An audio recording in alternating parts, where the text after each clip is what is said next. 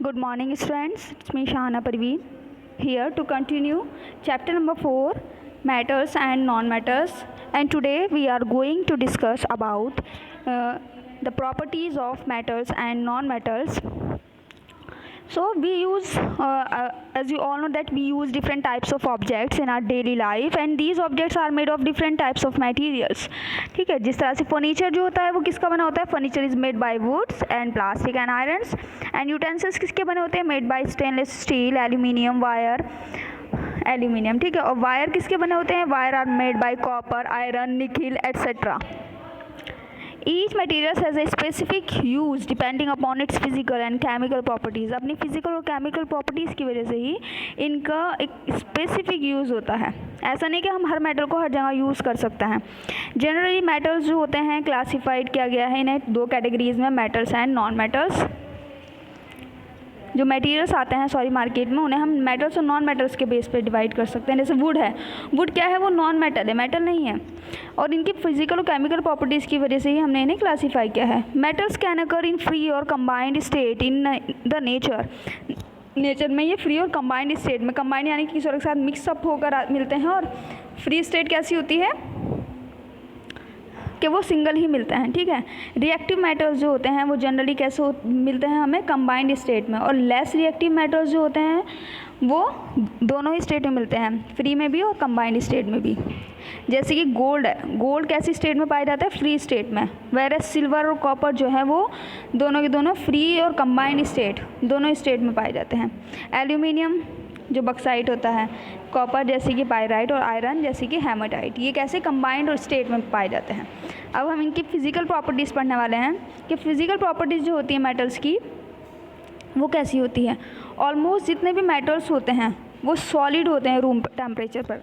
आपने देखा है सिल्वर, देखा है आपने, गोल्ड, एल्यूमिनियम, आयरन, स्टील, आपने ये सारे के सारे जो मेटल्स देखे हैं रूम पर, आपने घरों में रहते हैं, वो रूम टेम्परेचर ही कहलाता है.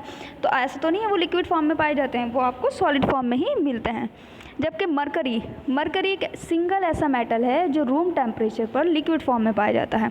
मरकरी आपने ऐसे नहीं देखा, बट मरकरी कहाँ? थर्मोमीटर में फील्ड होता है. ठीक है, क्यों? क्योंकि इसकी प्रॉपर्टी क्या होती है? जब इसी को हीट मिलती है तो ये एक्सपेंड करता है. किसी भी मेटल की प्रॉपर्टी होती है, तो मरकरी लिक्विड है, लिक्विड को जैसे ही हीट मिलती है वो एक्सपेंड कर जाता है और वो हमारे फीवर को बता देता है मेज़र करके कि कितना फीवर है. सेकंड प्रॉपर्टी क्या है इसकी? मोस्ट मेटल्स जो होते हैं, मोस्ट ऑफ द मेटल्स, उनको हम बीट करके शीट्स में कन्वर्ट कर सकते हैं, थिन शीट्स में, जैसे हम फॉइल. इसी तरह की प्रॉपर्टी को मेटल्स की जिनको हम बीट करके शीट्स में कन्वर्ट कर देते हैं, मैलेबिलिटी कहलाती है.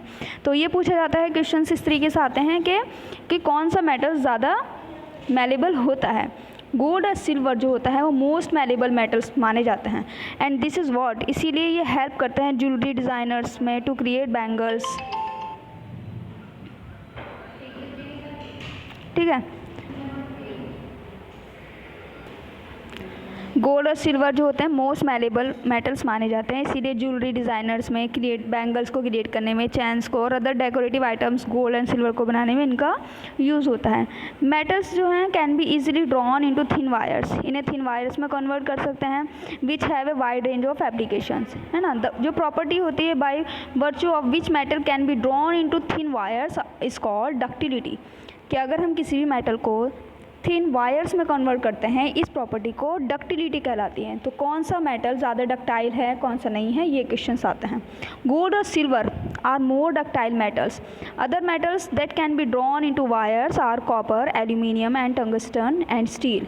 ठीक है, अदर मेटल्स जो होते हैं जिनको हम वायर्स में कन्वर्ट करते हैं वो यही है, एल्यूमिनियम हुआ, टंगस्टन हुआ. टंगस्टन आपने देखा है बल्ब में यूज़ होता है. कॉपर वायर्स, हमारे घरों में जो फिटिंग्स होती हैं उनमें कॉपर वायर और एल्यूमिनियम तो खैर बहुत कमी से यूज़ होता है, बट कॉपर यूज़ हो जाता है.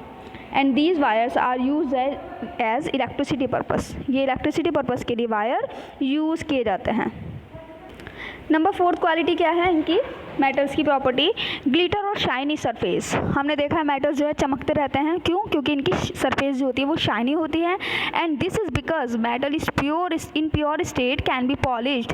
प्योर स्टेट में अगर मेटल है हम उसे पॉलिश कर सकते हैं, and therefore they have a shiny surface. And this property of metal is called metallic lustre. इस प्रॉपर्टी को हम मेटेलिक लस्ट्रस कहते हैं. लस्ट्रस मटेरियल कहलाते हैं जो शाइनी होते हैं. Gold, silver, platinum and steel are so lustrous and that they are most sought after materials in the making of statue and other decorative articles. ठीक है, मेटल जो होते हैं good conductor of heat and electricity भी कहलाते हैं, और सबसे अच्छा जो बेस्ट कंडक्टर ऑफ हीट जो होता है वो सिल्वर होता है। नेक्स्ट प्रॉपर्टी क्या है इसकी, metals produce a ringing sound when struck hard.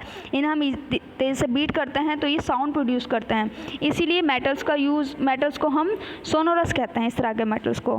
और सोनोरिटी जो है एक इम्पॉर्टेंट प्रॉपर्टी है मेटल्स की, जिसको इसलिए हम इसको कहाँ यूज़ करते हैं इन मेटल्स को, विंड चाइम्स में, बेल्स में, और म्यूज़िकल इंस्ट्रूमेंट होते हैं डिफरेंट टाइप्स के, वहाँ हम मेटल्स का ही यूज़ करते हैं क्योंकि मेटल जो है वो सोनोरस होते हैं। सोनोरिटी इनका एक इम्पॉर्टेंट प्रॉपर्टी है।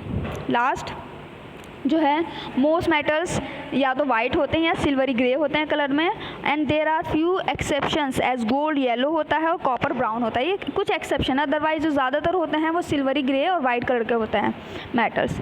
कुछ मेटल्स बहुत सॉफ्ट होते हैं जैसे कि सोडियम एंड पोटेशियम, और इसे हम इजीली नाइफ से कट सकते हैं।